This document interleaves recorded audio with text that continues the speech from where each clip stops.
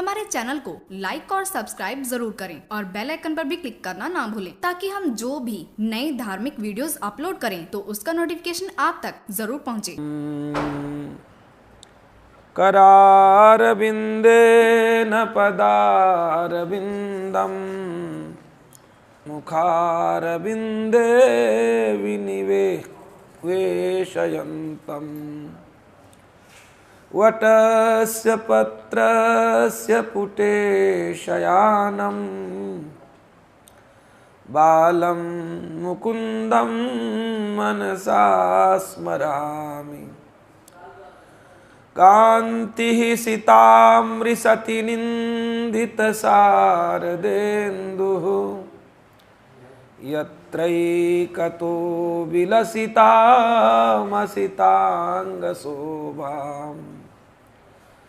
वृन्दावनेऽपि कृतया मुनिगाङ्गसङ्गम्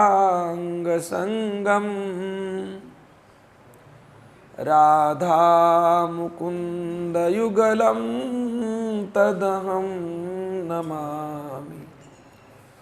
हरे कृष्ण कृष्ण कृष्ण हरे हरे हरे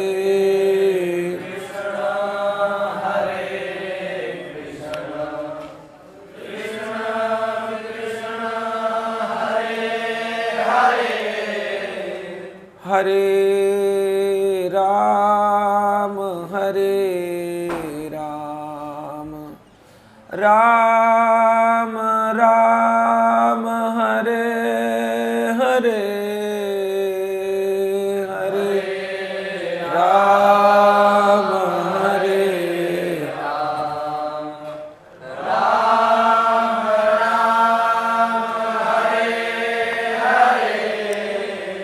हरे कृष्ण कृष्ण कृष्ण हरे हरे हरे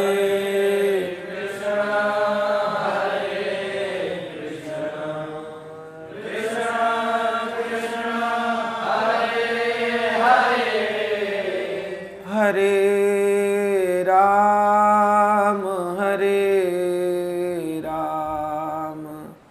राम राम हरे हरे हरे राम हरे राम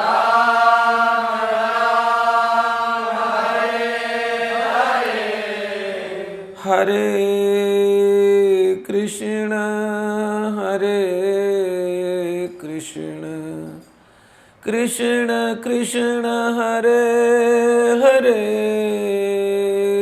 हरे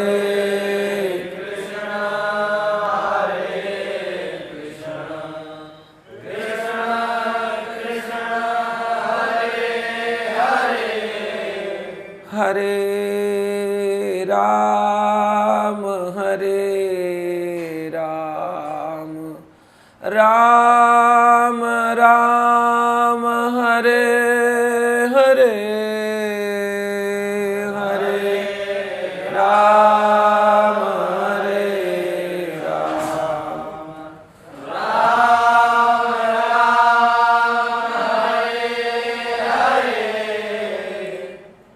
भगवान की कृपा से हम सभी जो इस पृथ्वी का सर्वोत्तम ग्रंथ है श्रीमद् भगवद गीता, उन गीता के भावों में आनंद हम सब ले रहे हैं। आज छठे अध्याय में बहुत अच्छी अच्छी बातें भगवान ने अर्जुन को समझाई। साथ ही 40वें श्लोक में बहुत अच्छा विषय बताया। अर्जुन के विचलित होने पर भगवान ने कहा, देखो अर्जुन, नहीं कश्चित क्षणमपि जा, उन्होंने कहा नहीं कल्याण कृत कश्चित दुर्गतिम तात गच्छति। बोले कोई भी व्यक्ति अपना यदि कल्याण चाहता है तो उसका कल्याण होकर रहेगा। ये भगवान की महती प्रतिज्ञा है।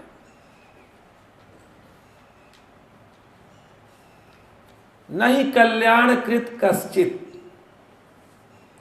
कोई भी व्यक्ति कल्याण अपना यदि चाहता है तो उसका कल्याण होकर रहेगा। ये विश्वास भगवान दिलाते हैं इसी 6 अध्याय के 40वें श्लोक में। अब जब यह सुनिश्चित ही हुआ कि यदि आप अपना कल्याण चाहेंगे तो भगवान आपका कल्याण करेंगे, और यदि आप नहीं चाहेंगे तो इसमें भगवान का क्या दोष। अतः हमें विश्वास रखना चाहिए। यदि हमने अपना वास्तव में जिसे कल्याण कहते हैं और कल्याण जिन मार्गों में चल के होता है, यदि उन मार्गों में हमने अपने आप को व्यवस्थित करके रख लिया तो सुनिश्चिंत हो जाइए हमारा आप सबका कल्याण अवश्य होगा। आरंभ करते हैं गीता जी को 6 अध्याय को।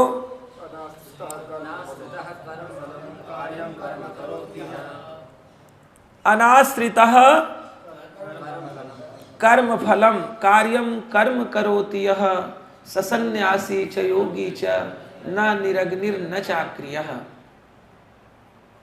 भगवान ने कहा देखो अर्जुन, कोई व्यक्ति मन में तो सारी भावनाओं को रखे हो जो नहीं रहनी चाहिए इस समय, और ऊपर से वैसे ऐसे वस्त्रों को धारण करता हो, ऐसी वेशभूषा में रहता हो जिससे संसार के लोग तो भ्रमित हो जाएं कि अमुक सन्यासी हैं, लेकिन भीतर की वृत्ति में सन्यास का भाव नहीं है, त्याग की भावना नहीं है, तो बोले भाई ऐसे को सन्यासी नहीं कहते।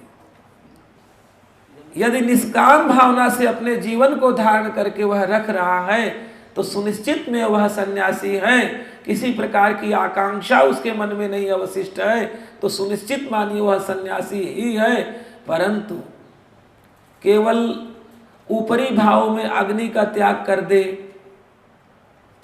अथवा क्रियाओं का लोप कर दे, काम ही न करे, बोले हम तो जी सन्यासी, हमारे लिए तो कोई कार्य है नहीं। नहीं नहीं, यदि आपके मन में किसी प्रकार की भी आकांक्षा है, सबसे पहले आप उन आकांक्षाओं को धीरे धीरे परमात्मा में समर्पित करके आप शुद्ध बुद्ध हो जाओ, उसके बाद स्वतः आपकी संज्ञा सन्यासी की हो जाएगी।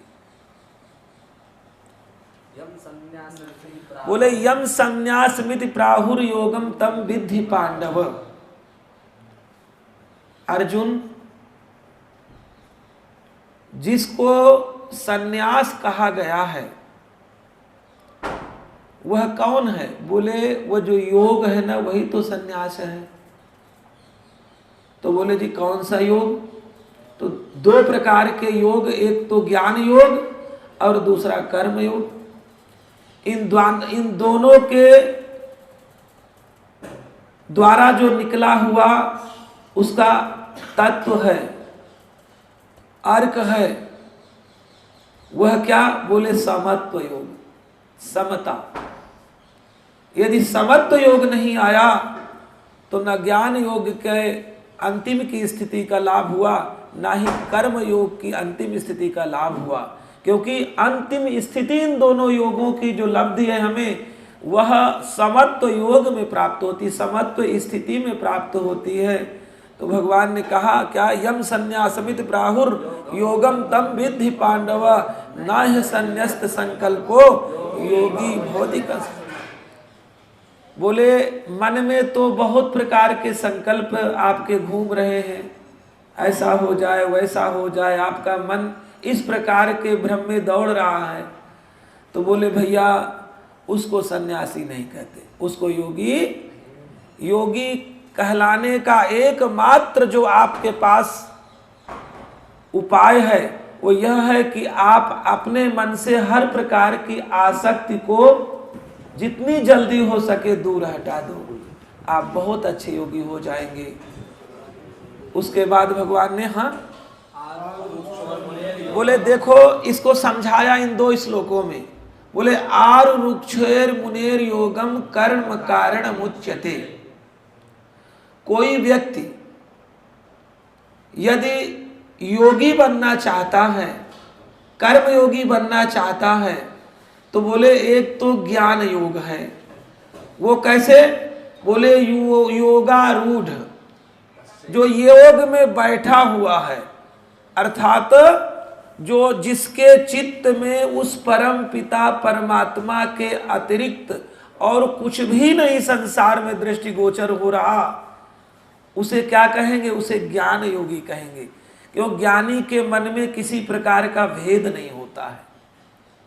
ज्ञानी का एक यह भी अर्थ है कि ज्ञानी के चित्त में किसी प्रकार का भेद नहीं है। एको ब्रह्म द्वितीयो नास्ति, उसका सिद्धांत है। क्योंकि माया जब ज्ञान को ढक लेती है तो वह अज्ञान के रूप में परिणत हो जाता है। और मैं अरु मोर तोर तय माया, अज्ञान में फंस करके व्यक्ति जो माया का स्वरूप है, बहुत बड़ी व्याख्या नहीं है, मैं मेरा तेरा तेरा मेरा जो आपके मन में घूमता रहता है, आप अभी सबको अपना नहीं मान पाए हैं, तो ध्यान रखिए आप माया के चक्र में पूरी तरह से भ्रमित हो रहे हैं। और जिस दिन आपके मनस पटल से यह स्थिति समाप्त हो गई कि कोई अपने से तो अलग ही नहीं है, तो उस समय आपका वास्तविक स्वरूप स्थित हो जाएगा, अर्थात आप या ज्ञान योग में प्रतिष्ठित हो जाएंगे। तो आरुक्षेर मुनेर योगम, मननशील जो योगी है, मननशील वही होता है जो विवेकी होता है, और जिसके पास विवेक होता है प्रायः वह ज्ञानवान हो जाता है और ज्ञान योगी बन जाता है। कर्म कारण मुच्यते योगा, देखो बोले लगेंगे तो दोनों, एक तो कर्म में लगने के लिए प्रवृत्त होगा, परंतु उसके भीतरी मन में किसी प्रकार की कामना नहीं होगी, जो कि अकर्म के रूप में परिणत हो जाएगा। तो बोले कर्म कारण मुच्यते, दोनों के लिए कर्म जरूरी है। ज्ञान योगी के लिए ये बाह्य कर्मों की आवश्यकता नहीं है, लेकिन क्योंकि कोई ऐसा क्षण ही नहीं जब तक व्यक्ति कर्म नहीं करता है, तो भगवान को अपने हृदय में थोड़ी देर भी जो हटने नहीं देता, उस स्थिति के कर्म में जो लगा हुआ है, उसके लिए भी यह विषय आवश्यक है। योगारूढ़स्य तस्यैव शमः कारणम् उच्यते, क्योंकि कर्म योगी के लिए कर्म आवश्यक हैं, लेकिन ज्ञान योगी के लिए शमः माने अंतःकरण की अत्यंत विशुद्धावस्था होना नितांत आवश्यक है। यदि भीतर से पवित्रतम स्थिति नहीं उपस्थित हुई तो आप अज्ञान में घूम रहे हैं, और कुछ भी जब संशय नहीं है, क्यों संशय आत्मा विनश्यति, परंतु ज्ञान योगी को तो कुछ कोई प्रयोजन नहीं, सब में भगवान का रूप देखता है। और जब तक भगवान में पूरी तरह से संसार में हर प्राणी के प्रति आपके हृदय में ऐक्य भाव नहीं उपस्थित होगा, तब तक मानिए आप ज्ञान योग से बहुत दूर बैठे हुए हैं।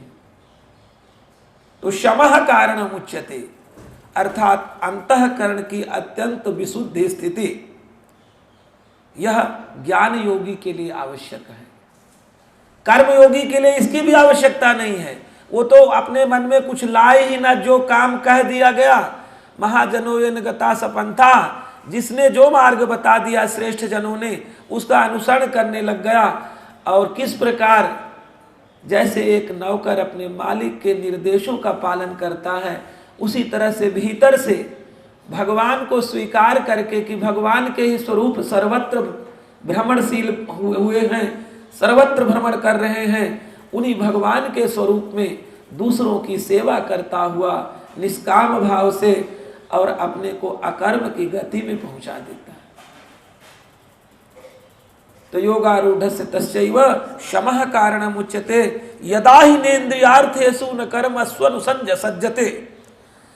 जिस समय व्यक्ति अपनी इंद्रियों को किसी भी प्रकार के कर्म के लिए वो स्वाभाविक रूप से एक दूसरे के पास जा रही हैं, अपने आप को उसमें लिपायमान नहीं करता। यदा ही नेन्द्रियार्थेषु न कर्मस्व अनुसज्जते सर्व संकल्प रसन्यासी योगारूढ़स्तदोच्यते।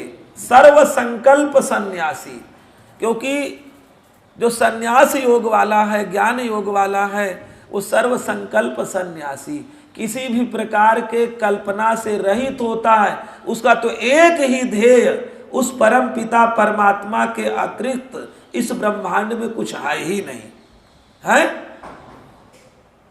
यदा ही नेन्द्रियार्थेषु न कर्मस्व अनुसज्जते सर्व संकल्प सन्यासी योगारूढ़स्तदोच्यते। उसे योगारूढ़ कहते हैं। वह भगवान के स्वरूप में सदैव आरूढ़ है, बैठा हुआ है, अविचलित है, और उसके सिवा उसकी कोई गति ही नहीं है।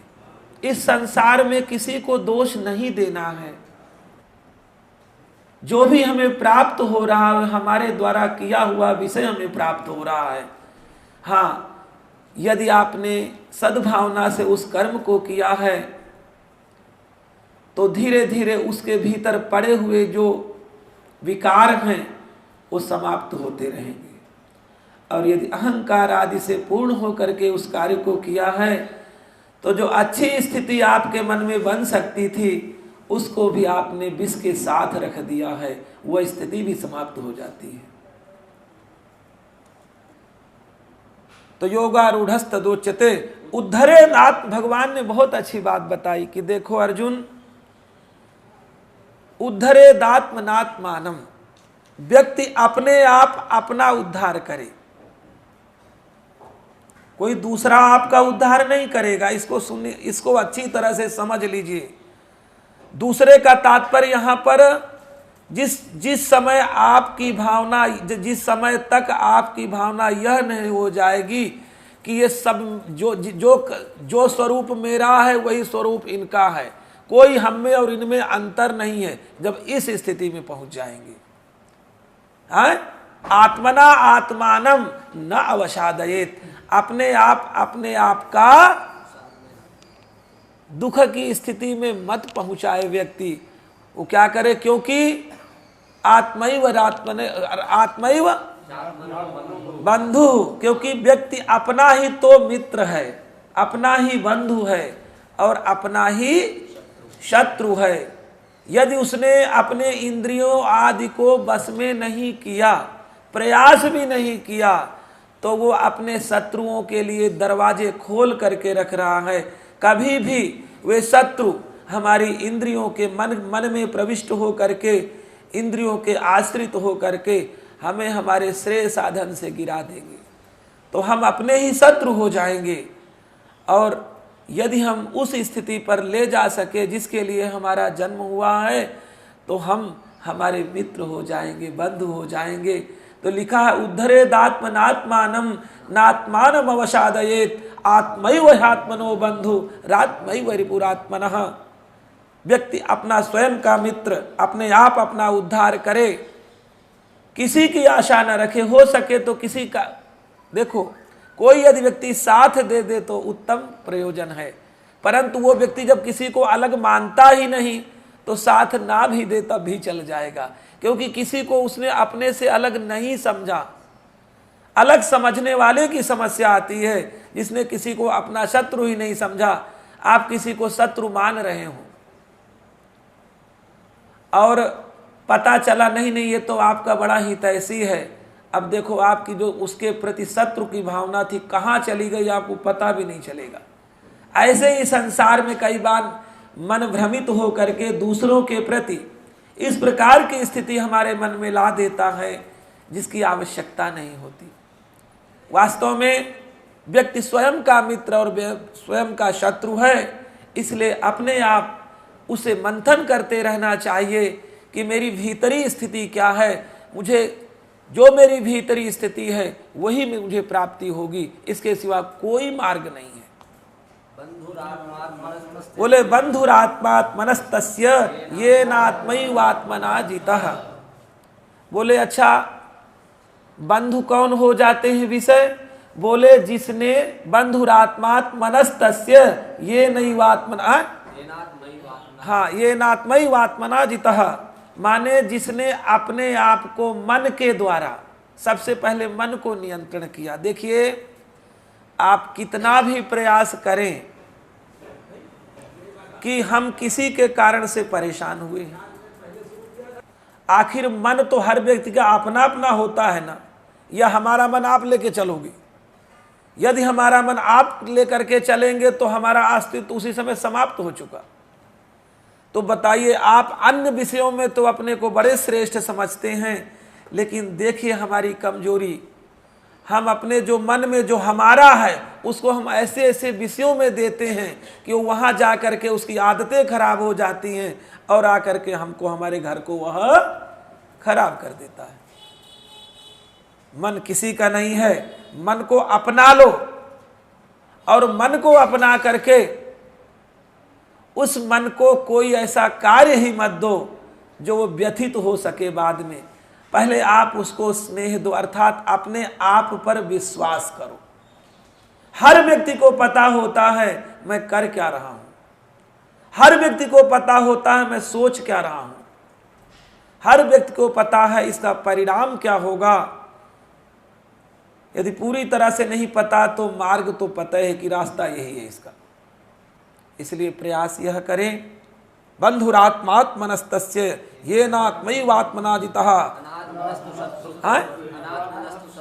अनात्मनस्तु शत्रुत्वे। और जिसका मन वश में नहीं हुआ, वो जानते मन कैसा करने लगता है, शत्रु की भाव वाली स्थिति हमारे पैदा कर देता है। अनात्मनस्तु शत्रुत्वे वर्ते तात्मैव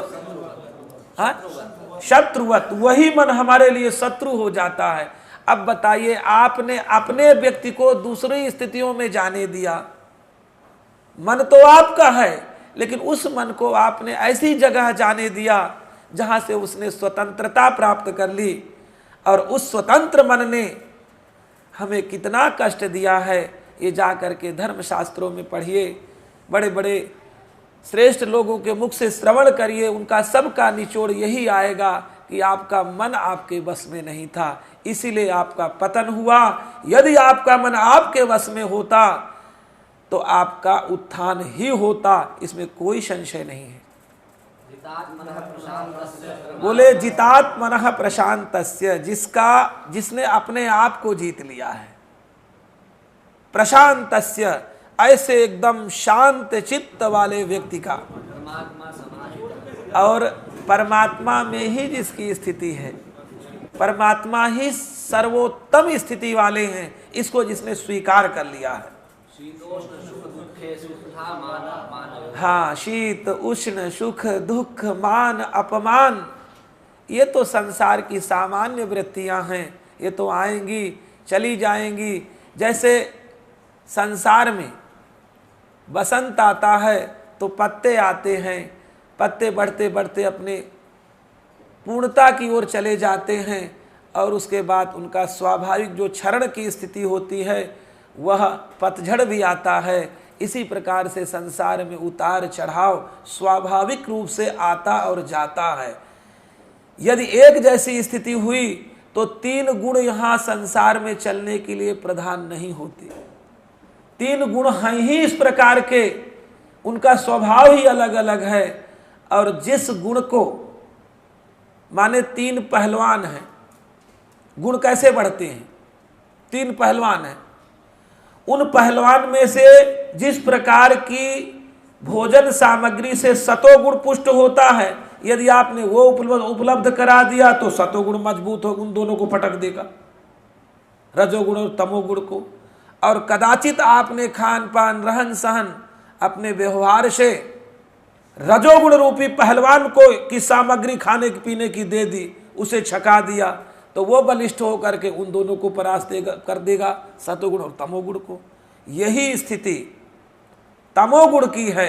यदि आपने तमोगुण वाला भोजन अपने शरीर आदि में डाला, अपने मन में अपने आँखों से देखा डाला, तो ध्यान रखो वो तमोगुण का अपना स्वभाव है, वो सतोगुण और रजोगुण को दबा करके और अपना प्रभाव डालने लगेगा। लिखा है।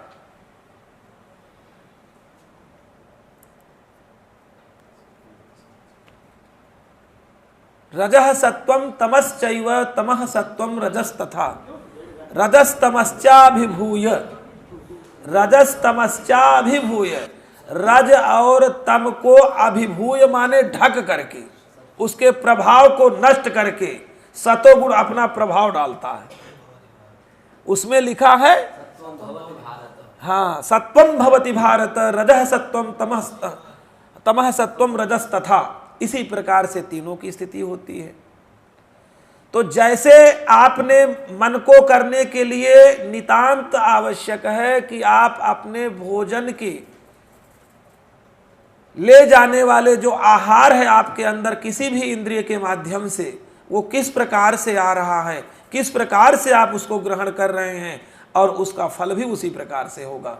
इसको सबसे पहले पहचानना चाहिए, क्योंकि मन तभी आपका काबू में होगा जब आप उस मन को उस प्रकार की खुराक देंगे, दूसरी खुराक देंगे जो रजोगुण और तमोगुण को बढ़ाने वाली होंगी। स्वाभाविक वो वही करेंगे, क्योंकि आपने बढ़ाया उन्हीं गुणों को है। तो वो श्लोक क्या है? ज्ञान विज्ञान तृप्तात्मा। हाँ, ज्ञान विज्ञान तृप्तात्मा कूटस्थो विजितेन्द्रियः। जो व्यक्ति ज्ञान और विज्ञान इसमें पक्का हो चुका है, भगवान के सिवा कुछ नहीं है और सब भगवान है। देखो, ज्ञान विज्ञान की व्याख्या में बहुत लंबा चौड़ा व्याख्या नहीं करनी चाहिए। ज्ञान माने सब कुछ परमात्मा का है, अर्थात कौन? एको ब्रह्म द्वितीयो नास्ति। सब कुछ परमात्मा का है, भगवान का है। और विज्ञान क्या है? सब कुछ परमात्मा है। तो जो ज्ञानी होता है, सांख्य शास्त्र का को जानने वाला, उसके चित्त में एक ही बात रहती है कि सब कुछ परमात्मा है। जो भी दिखाई दे रहा है सब परमात्मा का रूप दिखाई दे रहा है। कोई बिच्छू भी दिखाई दे रही है तो भगवान बहुत से रूपों को धारण करते हैं, अनंत रूपों को एक भगवान का स्वरूप है।